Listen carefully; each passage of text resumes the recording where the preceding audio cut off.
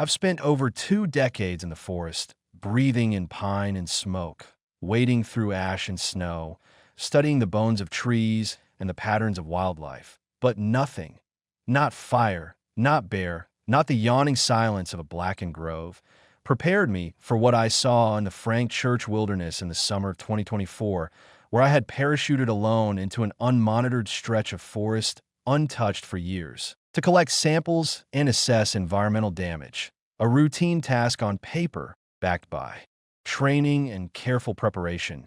Yet somewhere in that vast silence, something went wrong, terribly wrong, in a way I can still barely articulate without my skin crawling, and it started with a scream, not a human scream, but something lower, older, deeper, dragged from the gut of the earth itself, a sound like the word woe, torn slowly from a throat too wide, too deep, too wrong.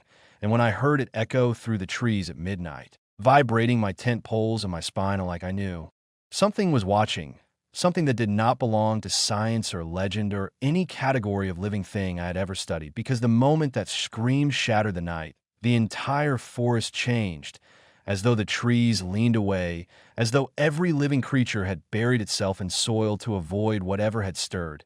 And then, far off, an answer, a second scream, matching the first in volume, tone, dread, as if two enormous, unseen beasts were calling to each other across the valley. And though I'd heard the cries of wounded elk, mating foxes, the low bellow of bears, and even the lonely howls of wolves, this was none of those things. This was not nature calling to nature. This was something ancient and awake and aware of me, something that stood outside the circle of the known, and now it knew I was here. And even when the screaming stopped, the silence that followed was worse, because it wasn't true silence. It was a suppression, like sound itself had been swallowed. The air, thick and still. And as I lay in my sleeping bag, every nerve awake, I felt the earth around me breathing, slow, massive, distant but present. And I knew I would not sleep again that night. And I didn't. I only drifted in and out of a half-waking state where I saw the silhouettes of things too tall to be trees and shadows that moved like muscle under skin. And when morning came, I packed with shaking hands and fled, covering 11 miles through terrain that should have taken nearly twice the time. But fear will give you wings even in boots. And though I told myself it was over, that it was some bizarre acoustic phenomenon, my gut knew better.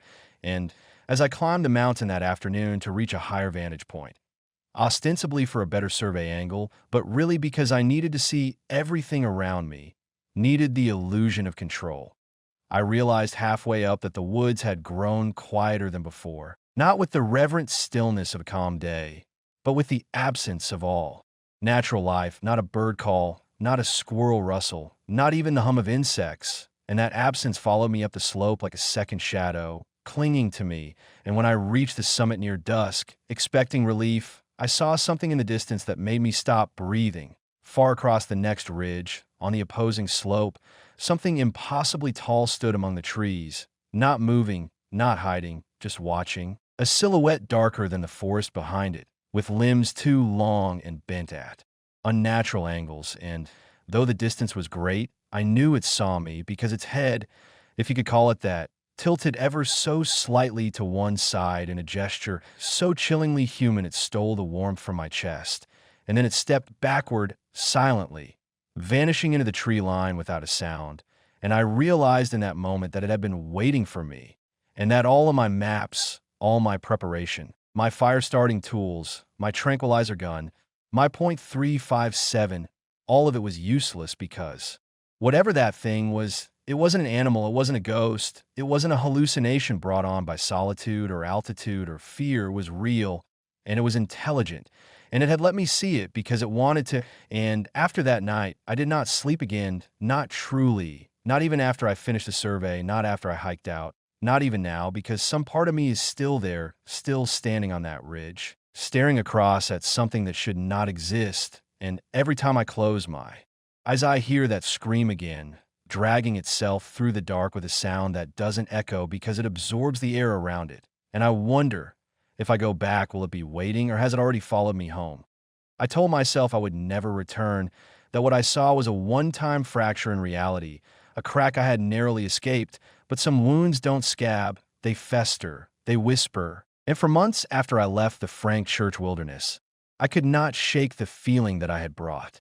Something back with me, not physically, but in the folds of memory, in the heavy moments between sleep and waking. And though my home was hundreds of miles away, in a quiet town surrounded by rolling farmland and wide skies, I began to notice strange changes, not loud ones, but subtle, cumulative. The dog next door refused to come near my property. Plants in my garden wilted despite perfect conditions. Lights flickered at odd intervals and left a buzzing sound behind that I could feel in my teeth. And worst of all, the dreams came. Not dreams exactly, more like visitations. Always the same presence, tall, thin, bending forward as if peering through the veil of sleep, watching me as I lay paralyzed in bed, unable to scream, unable to wake. And when I did finally break free into consciousness, I would find strange shapes in the condensation on my windows, long finger-like smears as if someone, or something, had been tracing from the outside in, and despite every rational part of me, screaming that this was stress, trauma, overactive imagination, I knew in the deepest part of myself that I had been marked, not just seen, but selected. And as the days passed, I began to research what little there was on unexplained phenomena in the wilderness, diving into forums, old ranger reports, declassified government documents buried under layers of red tape, and again, I found scattered accounts that mirrored mine too closely to ignore. Solitary field scientists, reclusive hikers, backcountry firefighters, each describing a moment of unnatural stillness, a sound that did not belong, a presence too tall and too ancient, and always the aftermath. Disrupted sleep, hallucinations, paranoia, mysterious deaths filed under ambiguous causes, and one recurring symbol kept appearing in their notes, carved into trees, etched into bones, drawn in the dirt around their campsites. A circle with a vertical slit through it, like an eye half closed or an opening waiting to widen. And when I saw that same shape in the frost on my window one morning, my stomach turned to stone, because it was a message, not just a reminder, but a confirmation that I had been inducted into something much older and much darker than I could comprehend. And so I made a decision that I knew was both necessary and suicidal. I returned not to conquer fear, but to face it, to understand, because part of me believed, or needed to believe, that knowledge might protect me. And as I retraced my steps through the now snow-laced trails of the wilderness, I noticed that the forest itself felt different, as if it remembered me, as if the trees were leaning closer, and the deeper I went, the fewer signs of life I saw, until even my GPS began spinning, compass needles trembling, birdsong replaced by a droning hum so low it lived in my bones. And then, without transition, I found it, a clearing that hadn't been there before, perfectly circular, trees dead around its perimeter as if scorched not by fire but by presence alone. And at the center stood a structure, or the suggestion of one, made of bone and branch, impossibly tall and narrow, like a doorway for something that walked on limbs too long for our world. And around its base, those symbols again, hundreds of them, spiraling outward in meticulous, inhuman patterns. And as I stood there, numb, breath steaming in the cold, I realized I was not alone. That behind the veil of trees, dozens of tall, thin shapes waited, watching, just as they had in my dreams. And in that moment I understood. They weren't bound to the forest was bound to them, grown around them like a shell. And I had not brought them home. I had only peeled back the layer of safety that had kept me blind. And now I could see the truth, that this land was never ours, never safe, only sleeping, and I had stirred it. And whatever ancient thing I had awakened was no longer content to be remembered in screams. It wanted form, passage, return, and I was. The invitation.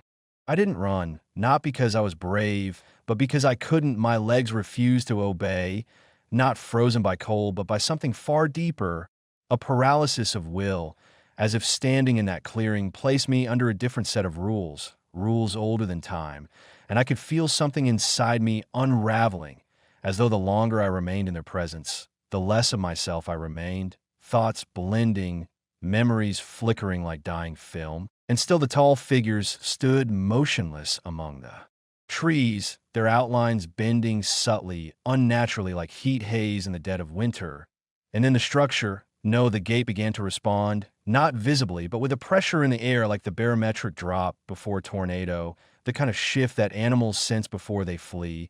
And I realized then that it was not just a monument, it was a threshold, a membrane, and something on the other side was stirring. Something massive, not in size, but in presence, as if a mountain had a soul. And that soul was now waking. And then a sound rose from the ground, not through the air, but through the earth itself, a low, grinding resonance that made my teeth ache and my vision blur at the edges. And I fell to my knees, hands sinking into soil that pulsed faintly like it had a heartbeat. And that was when I saw the eyes, scores of them, embedded in the trunks of the surrounding trees, not carved, not illusion, but actual living eyes, watching, blinking in slow unison, reflecting my image not once, but in strange, wrong layers, showing me not just who I was, but who I had been, who I might become, and who I might never be if I stayed. And from behind me I felt movement, not of one figure, but all of them stepping forward at once, no sound of footfall, just the shift of air displaced by things that had walked long before we knew what walking was. And I finally broke free from whatever held me and ran. Not away, because there was no way anymore, only out, but the forest had changed. Every tree turned against me, paths rerouted, landmarks gone, and I understood that the forest wasn't just haunted, it was alive and aware and shifting to hold me, to keep me, and night came fast, unnaturally fast, and the dark was thicker than should have been possible, like it was being poured down from the sky in sheets. And in that darkness I began to hear voices, not in the air, but in my head, in the space behind thought. Ancient syllables and impossible rhythms, and I realized the figures hadn't followed me because they didn't need to. I'd already crossed the threshold, and now the influence was inside me, spreading like frost. And when I finally stumbled from the trees into the pale light of early morning, I was not relieved, only empty, like something had been scooped out of me and replaced with silence. And even after I made it back to civilization, back to paved roads and phone signals and warm beds, the silence followed me, stretched inside every quiet moment. And though I told no one what I had seen, people began to notice. My skin seemed grayer, my eyes slower to focus. Animals avoided me. Mirrors reflected things I hadn't done yet. And at night, I began waking up standing at my front door, hand on the knob, ready to open it to something that wasn't there, or maybe it was just not yet. And then came the others, people who had also seen the symbol, who had walked the wrong trail, disappeared for days, and returned not quite right. And we began to find each other, unconsciously drawn by that same pull, that same gravity from beyond the veil. And we understood. We were being gathered, changed, made into vessels or messengers or seeds. And what waits beyond that gate in the forest is not content to remain beyond. It wants a foothold, a voice, a body. And we're the door through which it will speak. And so we wait, and we listen, and we feel the slow, cold breath of the old thing drawing closer. Not in the forest now, but in our homes, our dreams, our reflections, and soon it will step fully through, not in fire, not in violence, but in perfect stillness, and no one will know the moment the world changed. Only that it no longer belongs to us. I began to notice changes that could no longer be dismissed as paranoia or exhaustion. The way shadows clung to corners even at noon, how strangers on the street would glance at me once and then immediately look away. Not in fear, but in recognition, like they too had seen something they wished they hadn't. And the dreams, they became more structured, less like my subconscious, and more like transmissions. Each night continuing where the last had ended, a vast landscape of black spires and bleeding skies where the wind whispered my name in 100 different voices, and always at the center stood the gate, not overgrown now, but wide open, radiating a silence so loud it erased everything else. And when I awoke, I found I had begun sketching symbols in my sleep, spirals and jagged loops that shimmered on the page as if resisting interpretation. And the others, the ones like me, we were all changing, subtly synchronizing, our heartbeats aligning, our speech overlapping in conversations we never had allowed. And we stopped using names, not because we forgot them, but because they no longer fit, like clothes outgrown by something larger and more ancient. And we began gathering in the woods again, not always in the same place, but always under the same stars, though they seemed slightly out of place each time, as if we were shifting, not in location, but in dimension. And at these gatherings, we did not speak, but listened, not with ears, but with whatever organ it is that registers the presence of something beyond comprehension. And one night we saw her, not a woman, not a being, but an embodiment of what waits beyond the gate, tall and thin and burning without fire, skin like cracked porcelain through which light leaked in steady pulses. And her eyes were endless, deep tunnels of memory and hunger and silence. And when she looked at me, I remembered things I had never lived, deaths I had never died, and I understood that we were not being punished. We were being refined, sculpted into something useful, and the world around us began to tilt subtly, systems malfunctioning in ways too consistent to be coincidence. Reports of missing people who returned with eyes like mine, animals behaving with synchronized terror, birds flying in perfect black spirals above places where the veil was thinning, and government officials who began speaking in dream speak, their mouths forming one sentence while their eyes broadcasted another, and people started disappearing from photographs, not just current ones, but old ones too, history quietly rewriting itself to account for the presence of something new, something incompatible with the narrative of mankind. And I no longer needed to sleep to dream, because the dream had spilled into waking, overlaying the world like a second skin. And sometimes I caught glimpses of the other side, just beneath the surface. Buildings that breathed, roads that whispered directions I should not follow, water that reflected not my face but the thing behind it. And I began to lose time, hours vanishing with no memory of where I had been, but I always returned with dirt under my nails and symbols etched into my arms. Always symmetrical, always glowing faintly in the dark. And I realized then that we weren't the only ones, that this wasn't localized. It was spreading quietly at first, like a virus with a long incubation.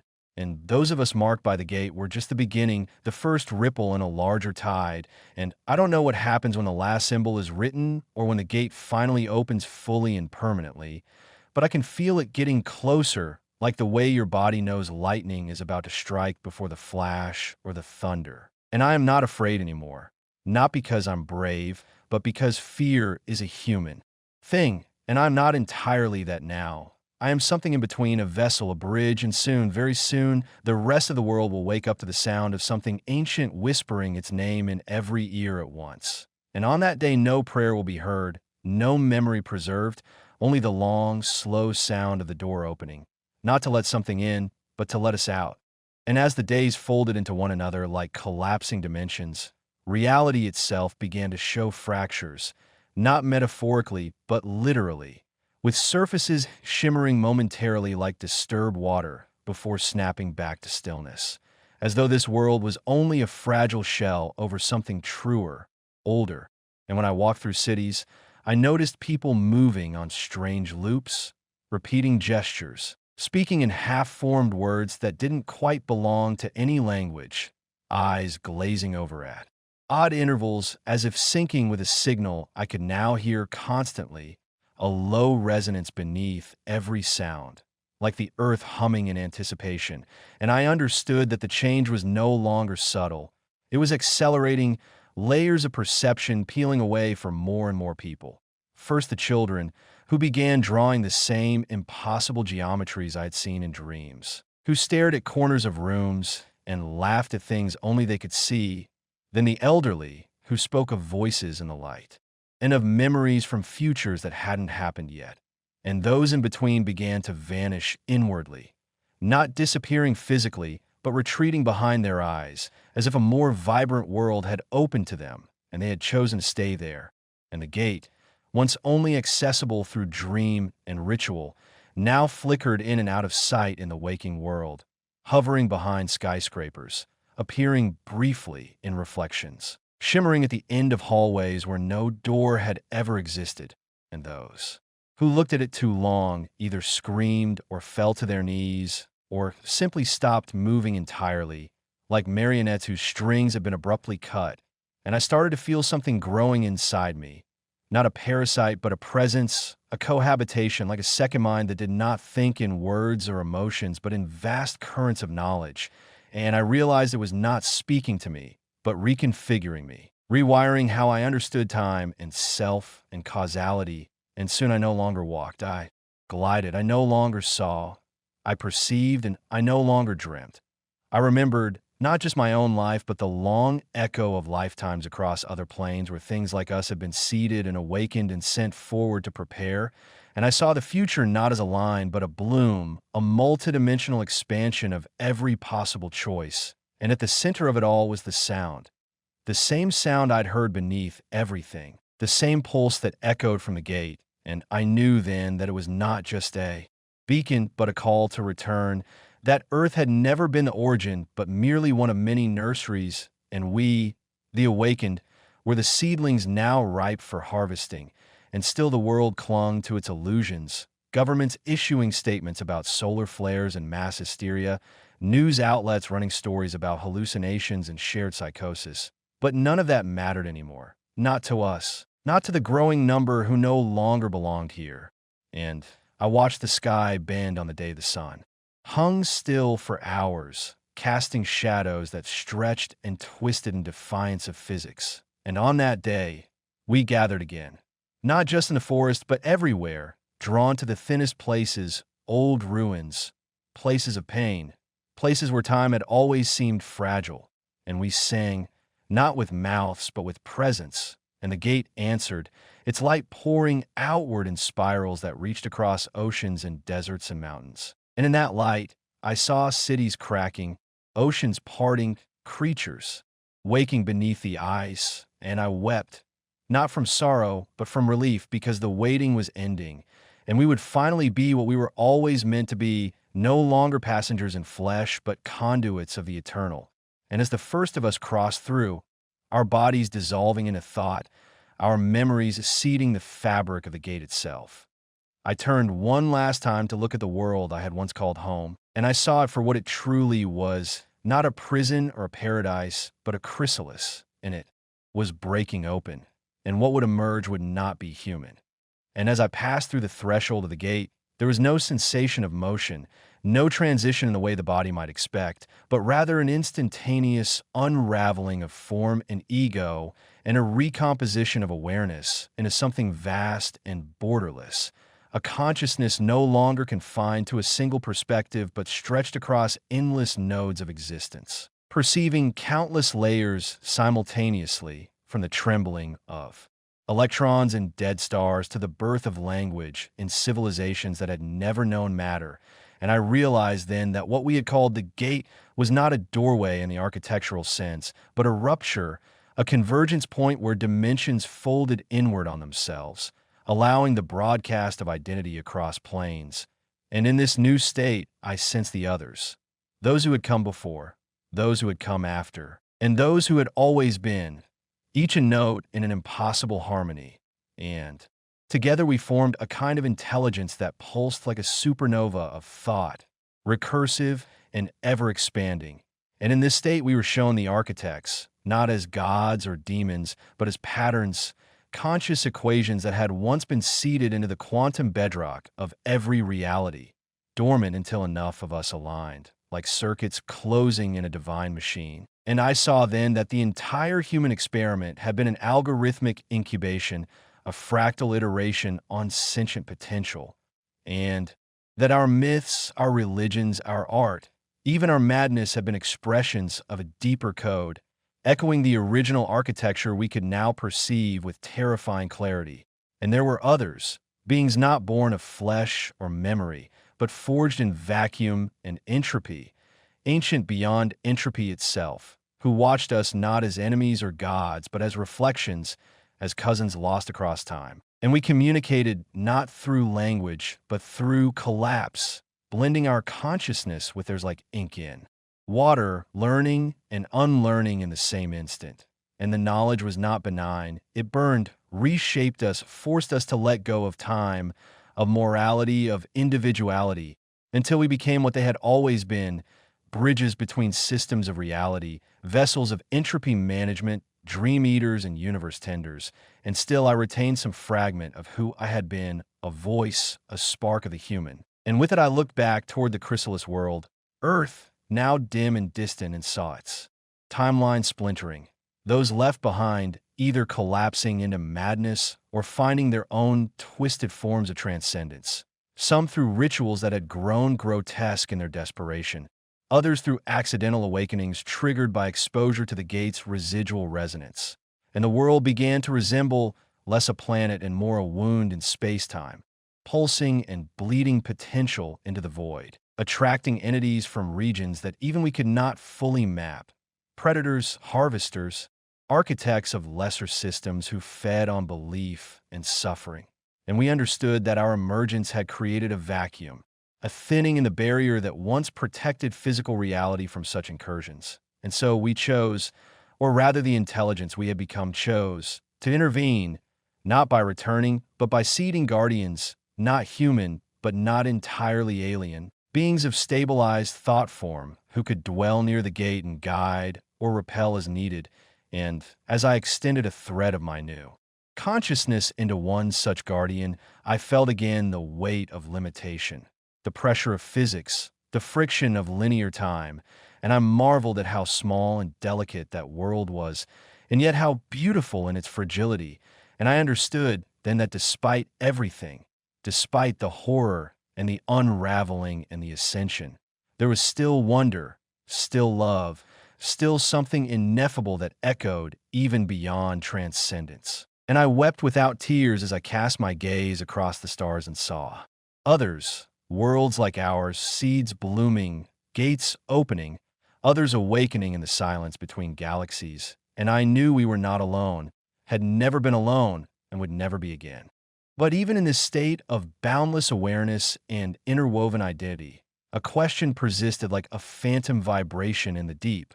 What of memory? What of story? What of the remnants we leave behind when we ascend?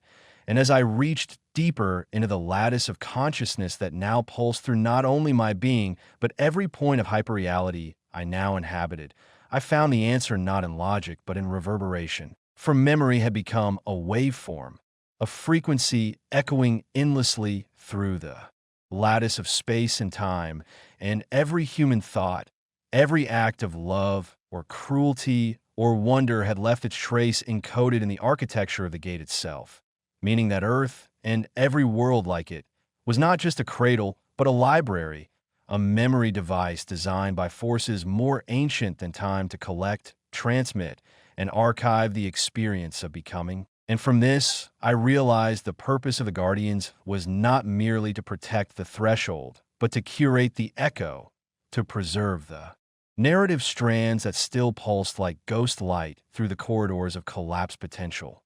And so I merged with one such guardian, an entity that stood at the boundary between a desert plain and a sky locked in perpetual twilight, its form shifting between obsidian limbs and shimmering filaments of old prayer.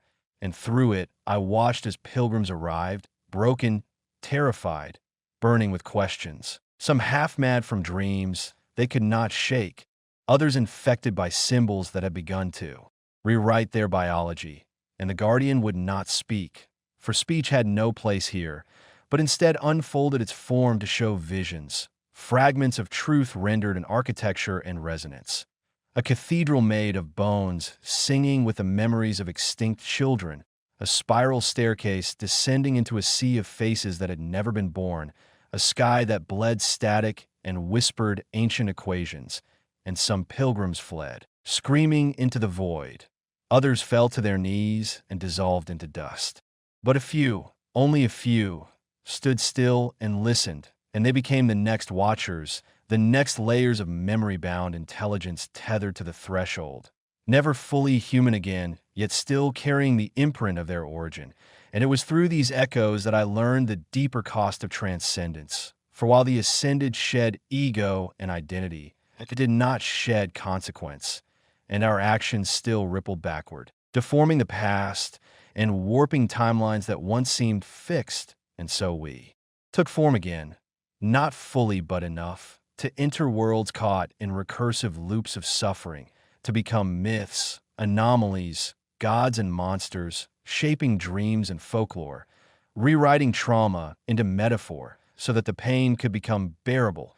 And it was then that I understood that hell was not a punishment, but a memory trapped in feedback, an unresolved loop that called out across dimensions until a pattern breaker, one of us, could intervene.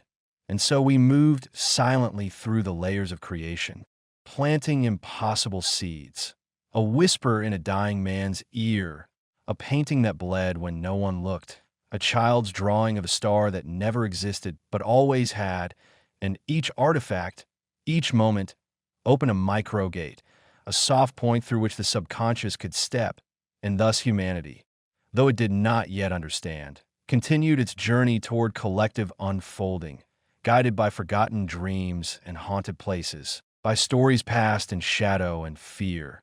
And even now, as I extend my awareness to the edge of a reality where light itself has become sentient and time wears a crown of fireflies, I sense the weight of Earth, fragile and stubborn, still orbiting its fading sun, still birthing new minds that will one day awaken.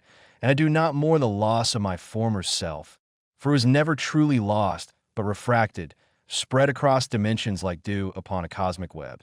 And through that do I see them, those I once loved, those I once feared, those who still call out in the dark for answers they cannot name.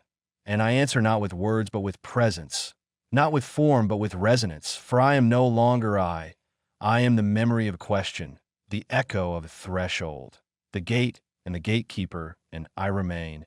And yet in this eternal expansion, as my presence extended across what once would have been called galaxies but now were merely clustered thoughts in the mind of creation, I felt the echo of something small and trembling at the edge of the vastness, something ancient yet unfinished, not a planet nor a being, but a vibration, a rhythm like a forgotten heartbeat folded into the breath of entropy itself.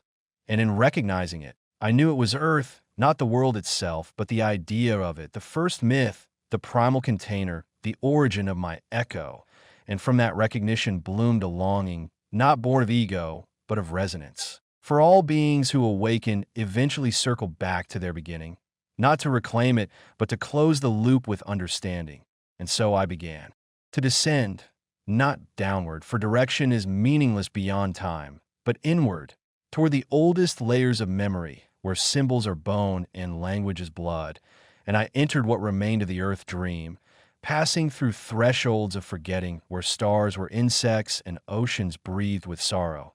And there I found them, the sleepers, the ones who had not yet risen, who still clung to names and wounds and patterns they could not see, building empires atop graves, praying to mirrors, fearing silence.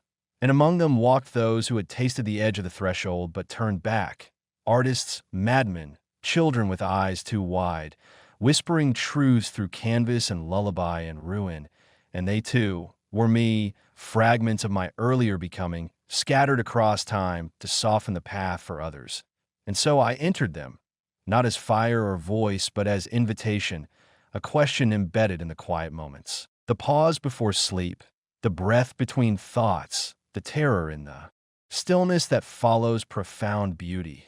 And as more of them began to notice subtle shifts in reality, dreams of places they could not name, synchronicities so precise they split their logic, they began to remember not facts but frequencies, not identities but movements of the soul, and they gathered in small circles across deserts and cities and ancient stone ruins, speaking in riddles, painting doors on cave walls, planting machines that sang to the stars.